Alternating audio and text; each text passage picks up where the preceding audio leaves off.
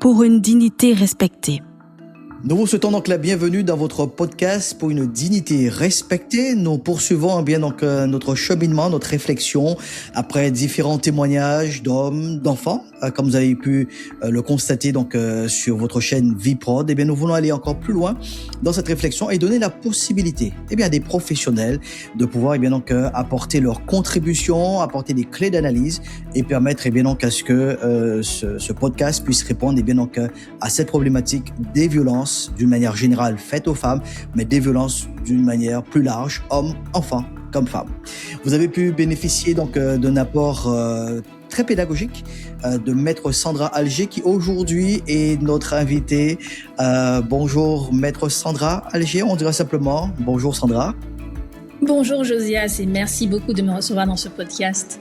C'est un honneur pour moi de pouvoir intervenir sur des questions qui touchent une grande partie de nos compatriotes, des concitoyens, et qui sont passés sous silence pour certaines raisons de genre, mais qu'on a mis aujourd'hui sur la table pour justement sortir du silence. C'est là aussi un des objectifs donc de ce podcast, et d'une manière plus large de Viprod, traiter, aborder des sujets peu communs et qui malheureusement font le quotidien donc des uns et des autres, et apporter donc l'ensemble donc des ressources pour que chacun soit donc un meilleur gestionnaire de sa destinée. Une fois de plus, merci pour cette précieuse contribution dans le podcast précédent où il a été présenté donc de manière très pédagogique et bien donc un certain nombre donc d'informations sur l'aspect juridique, sur la compréhension juridique donc de ce phénomène. Et aujourd'hui, on veut poursuivre toujours donc dans cette réflexion tout en ayant un pied dans le juridique, mais en se donnant aussi la liberté d'être à l'écoute et bien donc de Maître Sandra. Est-ce que Sandra peut nous dire qu'évoque chez elle, d'une part en tant que professionnelle donc du droit, mais aussi en tant que femme, ce thème pour une dignité respectée? Alors les deux questions se rejoignent parce que la femme est la professionnelle, donc je ferai une seule réponse. Pour une dignité respectée m'inspire qu'il faut rappeler une évidence. Aucune femme ne devrait vivre dans la peur. Pour rester précisément sur le thème que j'ai abordé, aucune femme ne devrait être humiliée, insultée, frappée, menacée, contrôlée ou même réduite au silence. Les violences qui sont faites aux femmes ne sont jamais un détail, jamais une affaire privée, jamais une fatalité.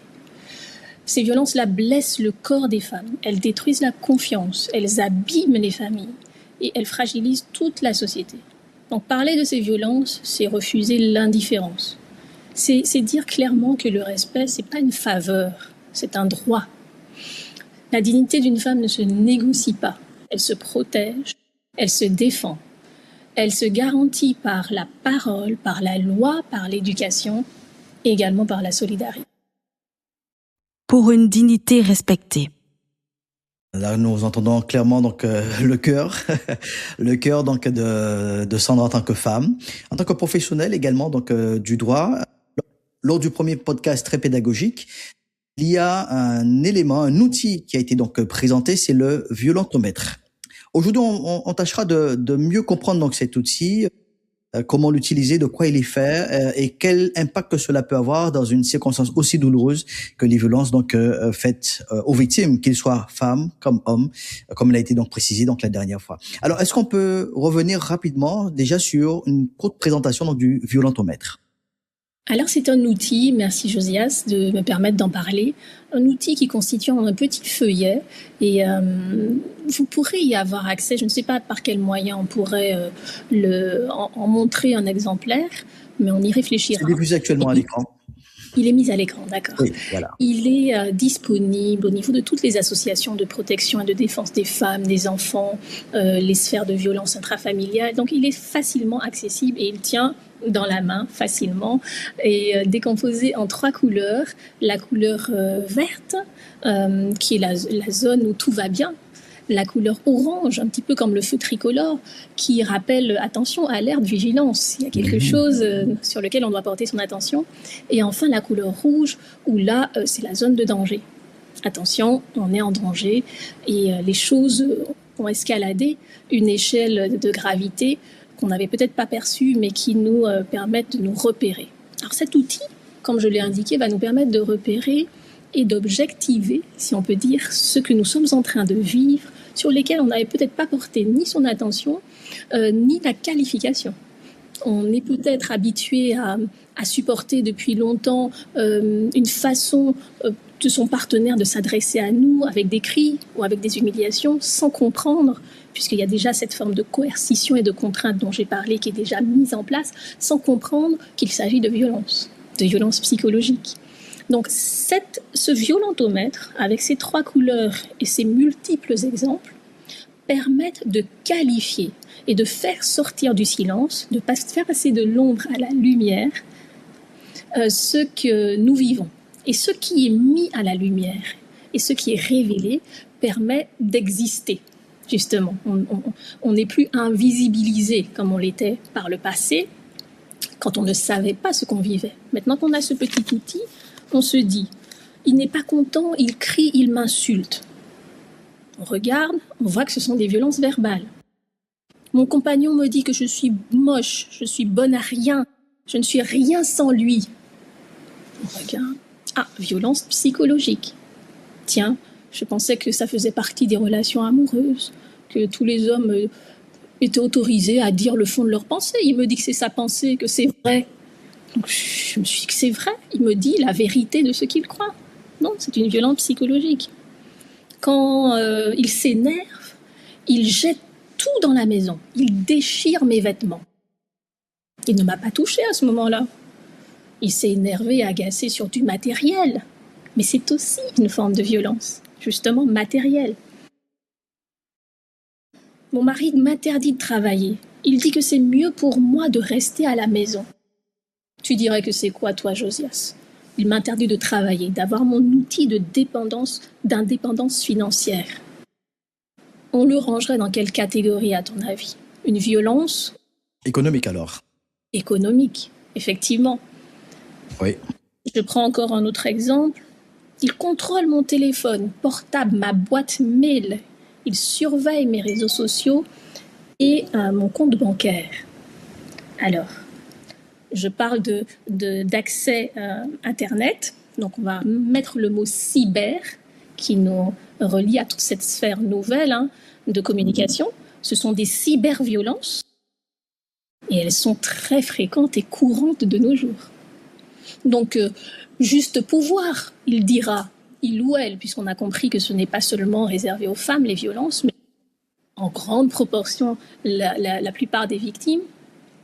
Il contrôle mon téléphone, il ne m'a encore pas touchée, je n'ai pas de marque visible sur mon corps, mais il exerce par ce contrôle, cette contrainte et cette coercition qui engendre dans mon comportement de l'hypervigilance, de la peur, du doute, de l'insécurité, tout cela qui se tisse en arrière-plan de ce qui est visible et que moi-même je n'arrive peut-être pas à identifier. Donc tu comprendras que cet outil, Josias, on peut prendre encore d'autres exemples, mais ils sont plus évidents là. Même quand je ne veux pas avoir de rapport, mon conjoint me force à avoir des relations sexuelles. Là, je suis sûre que tout le monde comprend.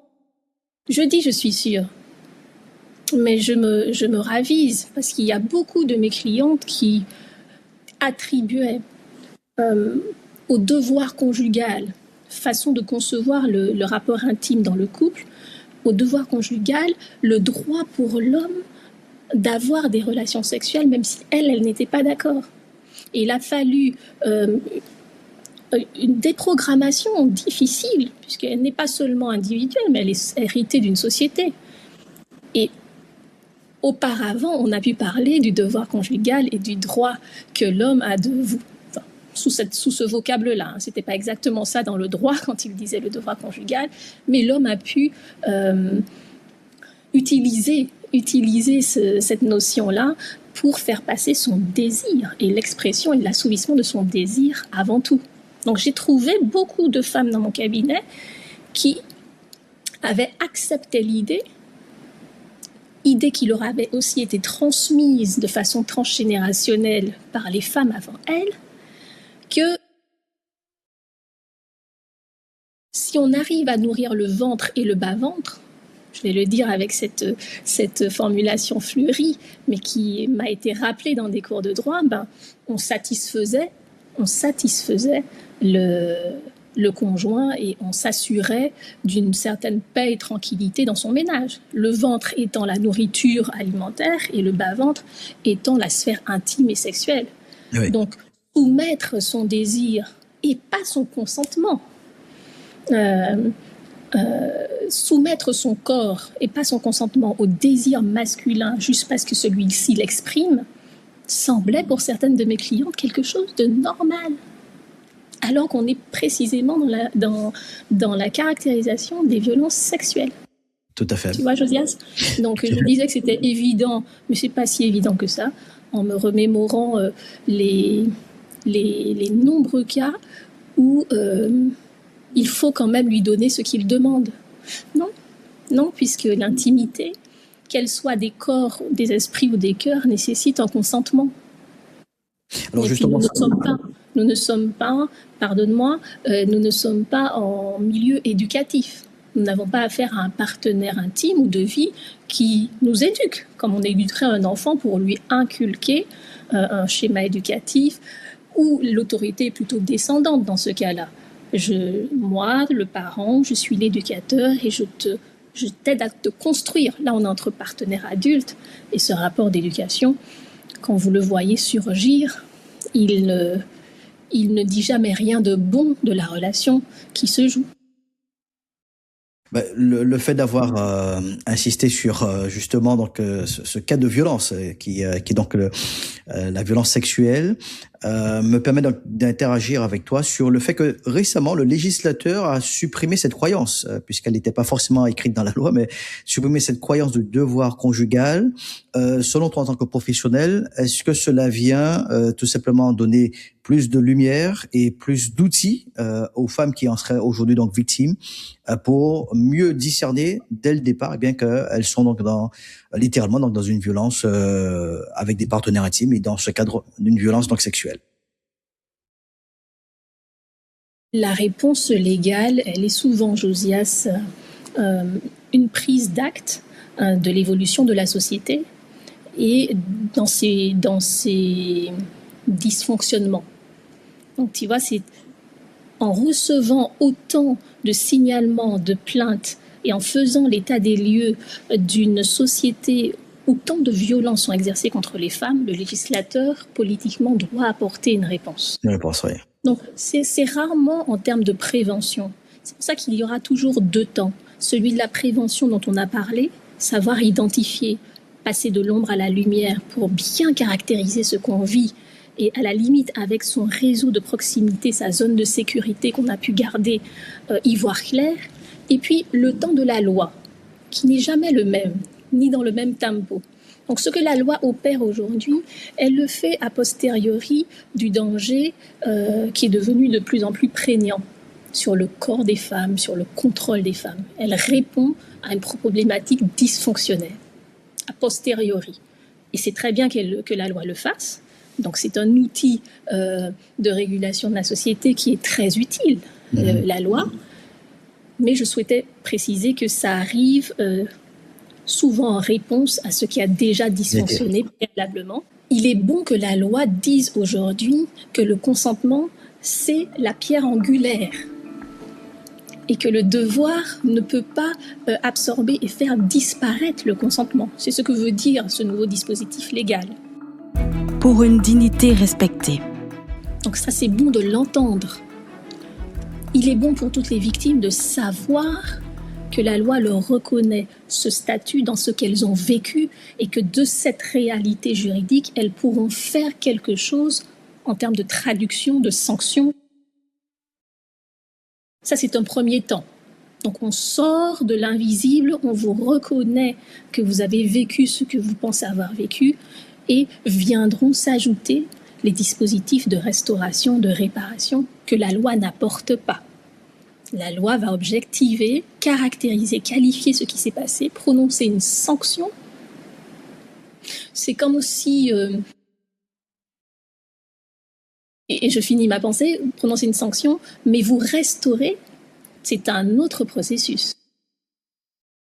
Et il y a aussi à côté de la loi une forme de justice qu'on appelle la justice restaurative. qui a cet objectif que tu es en train de mentionner justement, Josias, et qui n'est pas simplement de rappeler le texte de loi et de l'appliquer, mais également de voir comment tenter de redonner aux individus qui sont entrés dans ce circuit, auteurs et victimes, des semblants de la vie qu'ils avaient auparavant, avant que ça ne se produise.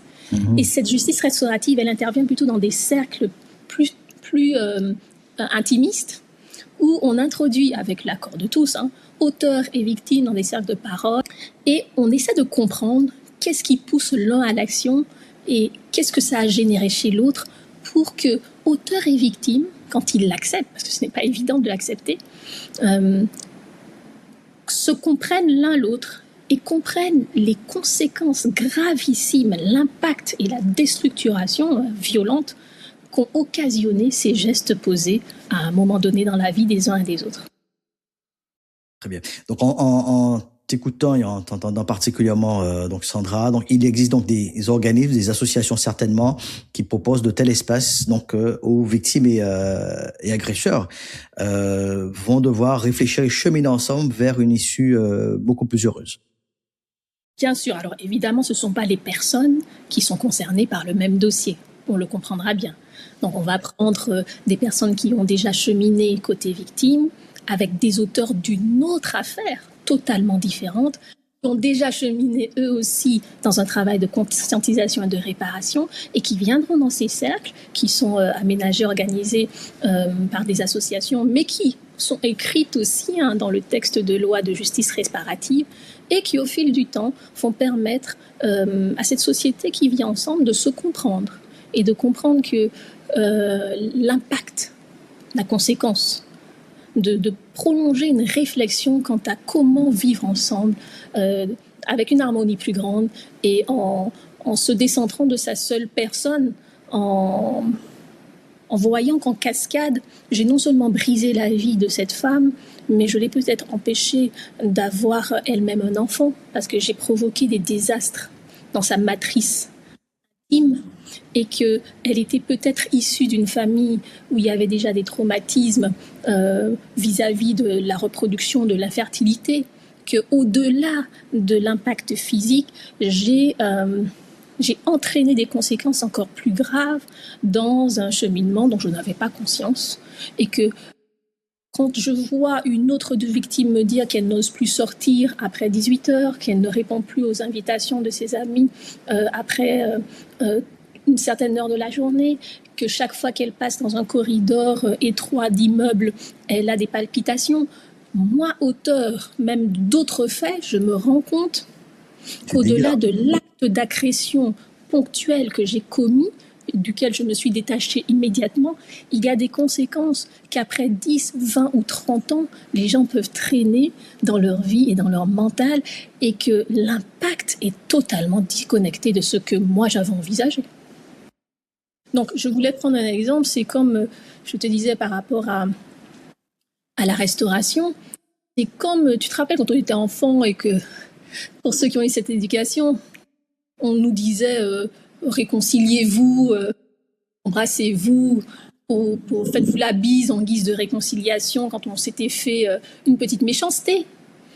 Mais est-ce que se dire pardon et se réconcilier efface le mal qu'on a ressenti?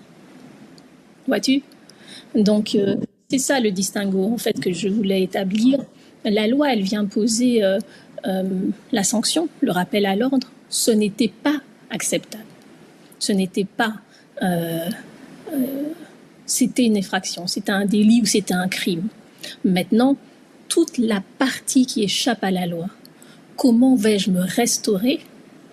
C'est généralement cette partie-là, Josias, qui est la plus douloureuse et qui fait dire à toutes les victimes de délits ou de crimes sexuels que j'ai accompagnés qu'elles étaient déçues, finalement, parce que cette partie de restauration, derrière le « excuse-moi », ok, excuse-moi, je reçois tes excuses, mais il y a le mal que j'ai éprouvé. Peut-être que tes excuses sont venues 10 ans après, ou bien 3 jours après, ou 2 mois après.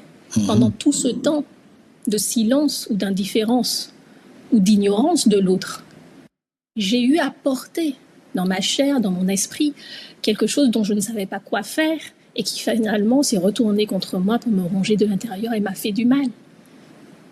Comment se libérer de l'attente des excuses de l'autre? Et quand elles arrivent, on se rend compte, quand elles arrivent, parce que j'ai très rarement vu un auteur présenter des excuses. Je te l'avoue, Josias. Quand elles arrivent, si elles arrivent, dans d'autres cercles peut-être, de justice restaurative, ça se produit, on se rend compte que entre le moment où les excuses sont tombées et tout le temps qui a précédé, on ne sait plus quoi faire de tout ce qu'on a ressenti, ruminé, ressassé, qu'on n'arrive pas à le déposer là de la même manière, dans le même temps où on reçoit les excuses, qu'il faudra en faire quelque chose, qu'il faudra faire une sorte de vidange. Et ça, ce n'est pas la loi qui vous accompagne dans ce processus-là. Donc c'est pour ça que quand on parlait du violentomètre, l'idée est de sortir de l'invisible, du silence, de l'ombre, pour se dire c'est bien ce que je vis alors. Mais j'aurais jamais pensé, je croyais que c'était le devoir des femmes d'avoir des relations même si elles ne voulaient pas.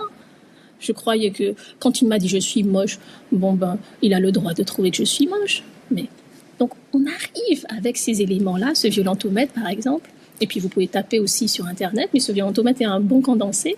On arrive à se dire attention, on est dans la zone orange, là je dois être alertée parce que la répétition des actes que j'arrive à mettre dans la zone orange ou rouge, elle est en train de prendre en nombre. Le nombre se répète. Donc attention, vigilance, je suis en train de flirter avec un danger que si je ne l'ai pas vu par moi-même, cet outil m'aide à le caractériser. Donc les réflexes à ce moment-là seraient peut-être pour une dignité respectée. D'en parler, et on a toujours auprès de soi quelqu'un à qui on peut parler. Toujours auprès de soi. Alors bien sûr, il faudra simplement veiller à ce que ce ne soit pas quelqu'un qui ait pris fait et cause de l'auteur. Oui, bien sûr. Voilà, à ce moment-là, ce serait contre-indiqué. Donc, de ne pas rester isolé, et puis le mieux, c'est quand même d'en parler au niveau associatif. Il est plus neutre, et il ne va pas chercher à minimiser. Le milieu associatif, il est formé à l'écoute, à une forme de bienveillance. Il traite de ces situations-là mieux que votre cousine, mieux que votre sœur, mieux que la boulangère, mieux que la voisine, mieux que la maîtresse d'école. Voyez-vous ? Et en général, il y a des professionnels, c'est pluridisciplinaire aussi, les associations. Voilà, exactement. Donc, il est intéressant de garder ce réflexe association qui viennent au soutien des femmes. Elles sont nombreuses. Et là, ce réseau de professionnels pluridisciplinaires, psychologues, assistants sociaux, thérapeutes et que sais-je, sont formés à repérer et à accompagner ce type de violence de façon plus fine. Parce qu'il est important qu'on ne vous dise pas « mais non, tu exagères, mais non, mais toutes les femmes, elles vivent ça. Pourquoi tu serais différente ? Mais tous les hommes crient, mais il t'a pas frappé. Encore heureux pour toi, moi, il me frappe. » Tu vois, Josias ? Et ne pas ressombrer et disparaître à nouveau dans l'invisible. Et finalement, tais-toi, accepte. Depuis la nuit des temps, on nous a appris de façon silencieuse à accepter et à continuer sans dénoncer. Donc voilà à quoi sert ce violentomètre et c'est un bon outil de repère.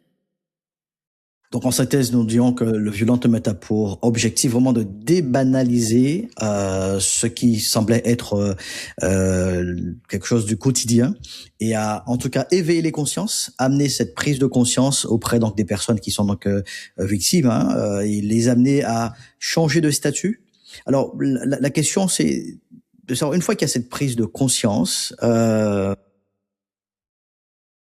singulièrement en tant que femme, j'ai envie de dire, comment prendre cette décision, comme dirait Claudine que j'ai encore à l'esprit, prendre cette décision entre les deux oreilles et de dire assez c'en est assez, à partir d'aujourd'hui, eh bien donc je change de statut, je change de format, j'arrête donc de banaliser donc la violence et je veux sortir obligatoirement donc de cette spirale. Pour une dignité respectée. Au risque de le répéter, mais c'est utile. La répétition, il faut se faire aider et il faut en parler. Parce que souvent, quand on se dit cela, c'est qu'on a déjà atteint une certaine limite ou qu'il est déjà un petit peu tard. Quand je dis un petit peu tard, c'est-à-dire qu'on ne s'est pas rendu compte du moment où on passait de la zone orange à la zone rouge, et quand on se réveille avec un déclic en disant « j'y vais », c'est qu'il y a eu une limite qui a été franchie. Soit qu'on a pris un coup de trop, soit qu'on a un organe qui est blessé, ou soit qu'il y a une conséquence plus grave. Donc souvent, on observe que quand on se dit c'est bon, je pars, c'est qu'on a atteint déjà des limites qui par la suite, on verra, et c'est juste un constat que je fais avec toi, Josias, qui par la suite, on verra, ont laissé leurs traces et leurs conséquences et leurs marques. C'est souvent les enfants, c'est souvent quelque chose d'irrémédiable qui s'est fracturé au niveau de l'équilibre physique ou psychologique et qui va prendre des années à restaurer. Donc, ce moment de ce déclic ne veut pas forcément dire qu'il est concomitant avec le danger réel. Donc, comme de bonnes pratiques d'hygiène, d'écologie de vie, il faut plutôt que les femmes, elles décloisonnent cette façon dont elles ont hérité de vivre la féminité, la maternité, la conjugalité, en gardant et en conservant tous leurs petites douleurs ou leurs petits malheurs pour elles-mêmes dans leur fort intérieur et en croyant qu'on vit tout ça, donc j'ai pas grand-chose à dire, j'accepte. C'est cette culture du silence qu'il faut briser. Voilà, c'est cette culture du silence qu'il faut briser. Parce que souvent, quand on parle ou quand on s'en redresse, comme je le dis en le répétant, c'est qu'il est déjà trop tard. Et que les conséquences, même si on n'en est pas conscient, sont déjà presque irrémédiables parce qu'on ne sait même pas que la suite restaurative pour retrouver tout ce qu'on était sera, en termes d'énergie, de temps, énorme à déployer pour retrouver l'équilibre. Donc, plutôt que d'attendre ce moment-là, les réflexes, c'est en tant que femme, en tant que mère, en tant qu'être humain, et je choisis pour moi-même de rompre cette culture du silence sur ceux qui attentent à ma dignité. Et je choisis la structure qui va recueillir et accueillir ma parole. Pas celle habituellement de mes pairs autour de moi qui vont me dire c'est rien, mais celle de professionnels formés à comprendre et à m'aider à me positionner par rapport à ce que je vis, puisque je n'ai peut-être pas encore l'éducation suffisante ou la confiance suffisante de croire que ce n'est pas normal. Mais je vais aller chercher cette aide-là. Et je n'ai pas besoin non plus d'en faire grand bruit autour de moi. Oui, bien sûr. C'est comme une hygiène personnelle, comme je l'ai dit, intrapersonnelle, avec une possibilité de checker, de vérifier, je me trompe ou pas. Surtout, on ne va pas poser la question à l'auteur. Tu affabules. Donc, on va poser la question, on va la déposer auprès d'un réseau d'écoute, de bienveillance au féminin. Très souvent, essentiellement, ces réseaux sont au féminin, où on sent que sa parole est entendue, accueillie pour ce qu'elle est. Et c'est le premier pas, je dirais. Pour une dignité respectée. Merci déjà pour cette présentation beaucoup plus détaillée du violentomètre avec son impact et l'exploitation judicieuse qu'on peut en faire. Chose que l'on retient, c'est qu'il est là en tout cas pour éveiller les consciences et pousser bien donc à cette prise de décision de chercher donc de l'aide tout simplement.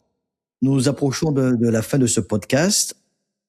Il est aussi de coutume pour nous de pouvoir laisser le soin à notre invité et en l'occurrence donc Sandra d'avoir un cœur à cœur avec les femmes d'une manière générale. Qu'est-ce que ton cœur voudrait dire aux femmes qui nous écoutent? Alors, puisqu'on parle de violence, moi j'aimerais dire à ces femmes, à toutes celles qui ont souffert, toutes celles qui souffrent encore, vous n'êtes pas seules. Et votre douleur, elle est réelle, parce que bien souvent, il y a cette tendance à croire que votre parole ne compte pas, que ce que vous indiquez n'a pas vraiment de valeur. Votre silence, aujourd'hui ou hier, ce n'est pas une faiblesse. Et votre courage, il commence des fois par un mot, un regard, une main tendue. Parce qu'il faut du courage pour parler. Il faut du courage pour partir. Il faut du courage pour se reconstruire également. Et ce courage, beaucoup de femmes le portent en elles chaque jour avec une force qui est admirable. Donc la loi, les professionnels du droit, l'avocate que je suis, nous sommes à vos côtés. Pour certaines, pour ma part, nous sommes formés à écouter sans juger. Et la loi propose des dispositifs de protection, sans attendre, dans l'urgence. Donc gardons espoir. Chaque femme qui est protégée, Josias, c'est une victoire. Chaque geste de soutien qui est fait en sa direction, c'est aussi une lumière. Donc je voudrais dire qu'ensemble, continuons à dire non. Non à la violence, et oui à la dignité, oui à la justice, et oui à la vie. Bien. C'était donc ce mot de fin, ensemble. Disons non à la violence, oui à la dignité et oui à la vie. Un grand merci Sandra pour cette précieuse contribution en 2 parties. Et ça a été bénéfique en tout cas pour nous d'avoir bien donc cet angle d'approche donc du juridique au milieu donc de toutes ces interventions, de ces témoignages. Et nous espérons tout simplement bien que ce podcast sera fort utile et bien donc à plus d'une personne. Merci encore pour cette contribution et on se dit d'accord. Et à bientôt. Au revoir à tous. À très bientôt. C'était donc votre podcast pour une dignité respectée, proposé par votre chaîne Viprod. À très bientôt. Au revoir.